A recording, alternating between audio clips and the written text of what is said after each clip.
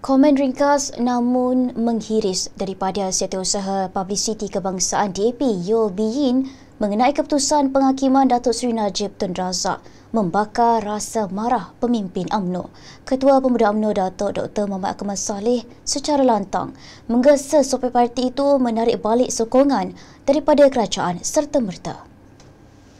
Dalam hantarannya, Bee Yin yang berkongsi keputusan mahkamah menulis antara perlu diraikan menjelang hujung tahun. Susulan itu, Dr. Muhammad Akmal berkata daripada dihina oleh puak-puak bebal, lebih baik UMNO menjadi pembangkang yang bermaruah.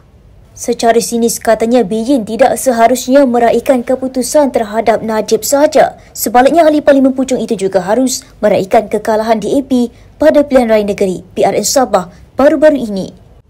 Dr. Muhammad Akmal mahu perwakilan senada membawa isu itu ke Perhimpunan Agung UMNO PAU pada bulan depan dan senada dan berani membawa suara rakyat dan akar umbi orang Melayu. Sementara itu, Ahli Majlis Kerja Tertinggi UMNO Datuk Dr. Muhammad Puan Azhar Kashif berkata isu titah adendam telah berlarutan 2 tahun. Selain disorokkan selama tempoh itu, beliau turut mempersoalkan pihak yang mengarahkan Jabatan Peguam Negara membuat rayuan. Serentak itu tegasnya, langkah seterusnya yang perlu diambil akan dibuat oleh perwakilan di PAU UMNO bermula 15 Januari dengan semangat kita jaga kita.